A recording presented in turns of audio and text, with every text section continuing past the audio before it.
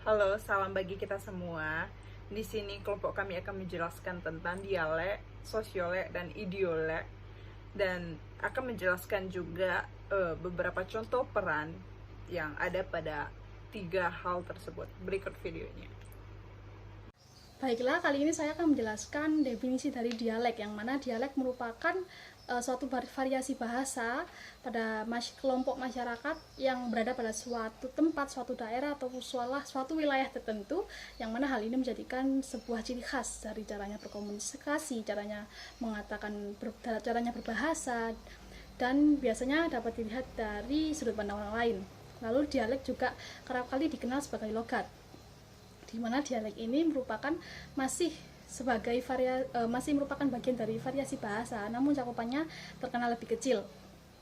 Lalu dialek ini juga memiliki beragam jenis, mulai dari dialek ngapak dari masyarakat Tegal dan sekitarnya, dialek Sunda dari masyarakat Sunda dan sekitarnya, dialek Madura yang digunakan oleh masyarakat Madura dan sekitarnya. Lalu juga ada dialek Medok dari orang Jawa Timuran dan juga lain sebagainya.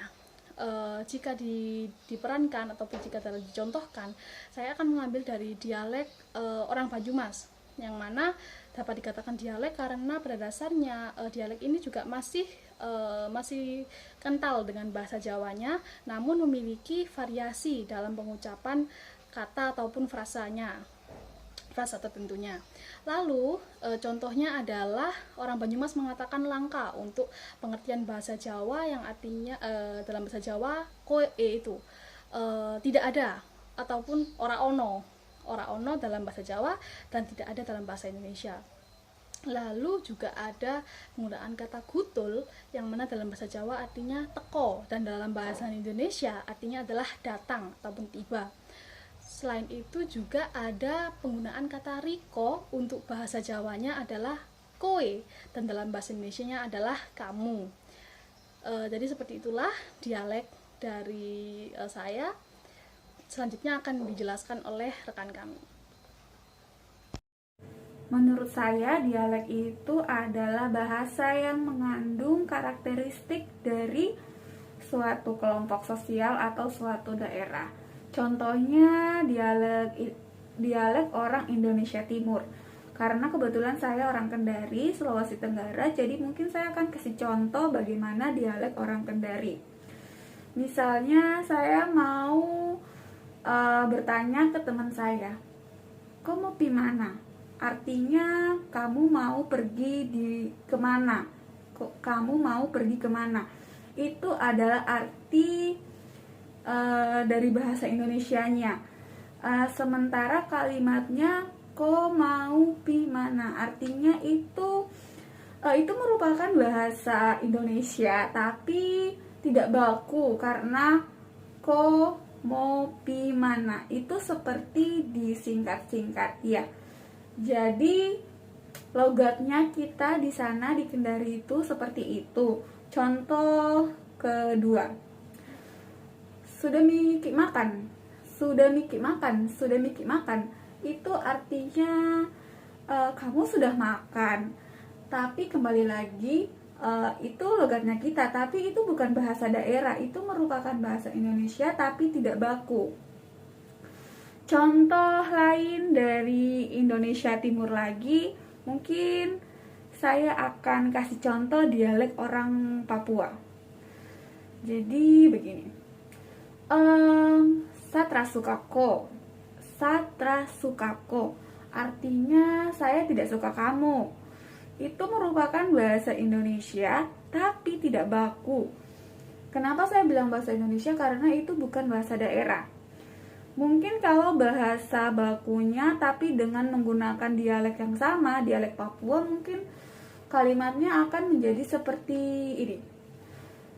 Saya tidak suka kau, saya tidak suka kamu, gitu. Jadi dialek itu merupakan bahasa yang mengandung karakteristik atau identitas dari masyarakat mungkin, atau dari kelompok sosial. Sosiolek juga disebut dengan dialek sosial, yaitu variasi bahasa yang berkenan dengan status, golongan, dan kelas sosial para penuturnya. Contohnya pada anak-anak sering menggunakan kata pipis apabila akan buang air kecil. Namun para remaja, orang dewasa, dan orang tergolong lansia tidak akan menggunakan kata pipis lagi untuk izin buang air kecil, namun akan menggunakan kata izin ke belakang.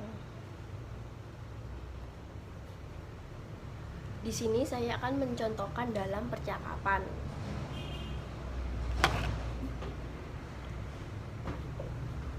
Putri, tugas bahasa Indonesiamu sudah selesai.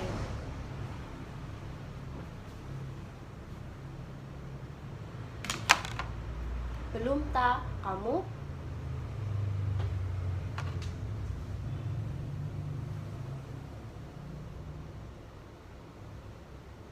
Sama, Put. Aku juga belum nih.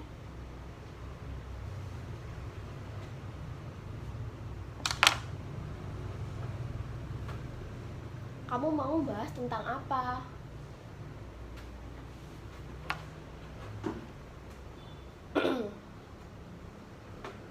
Aduh, nggak tahu nih. Aku belum dapat inspirasi.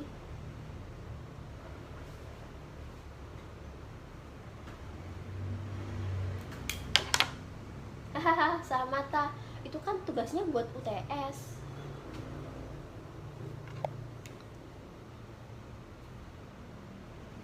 Iya, Put.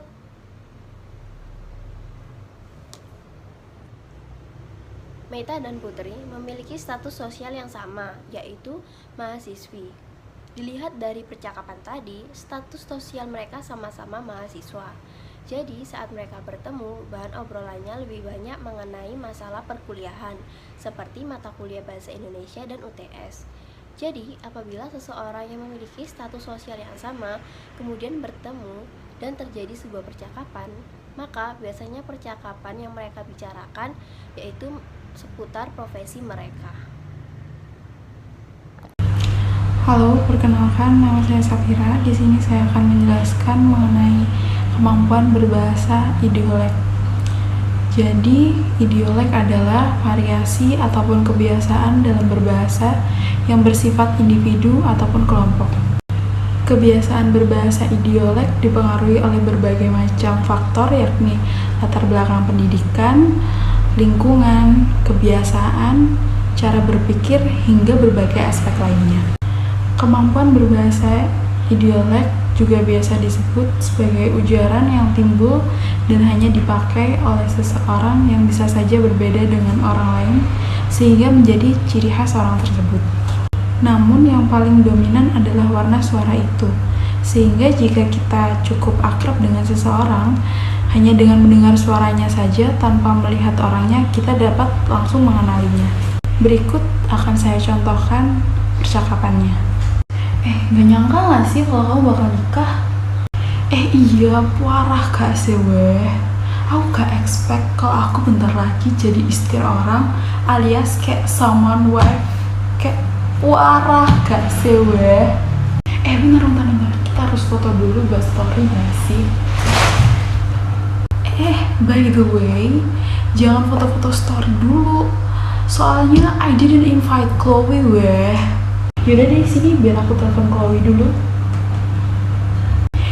Cepet call deh, aku lupa Cak. Itu tadi merupakan definisi dan contoh percakapan dari kemampuan berbahasa idiolek. Sekian dari saya, terima kasih. Terima kasih semuanya sudah menayangkan video kelompok kami. Sekiranya ada kata-kata yang tidak mengenakan hati, ada kata-kata yang salah, kami mohon maaf sebesar-besarnya. Sekian dari kelompok kami. Terima kasih.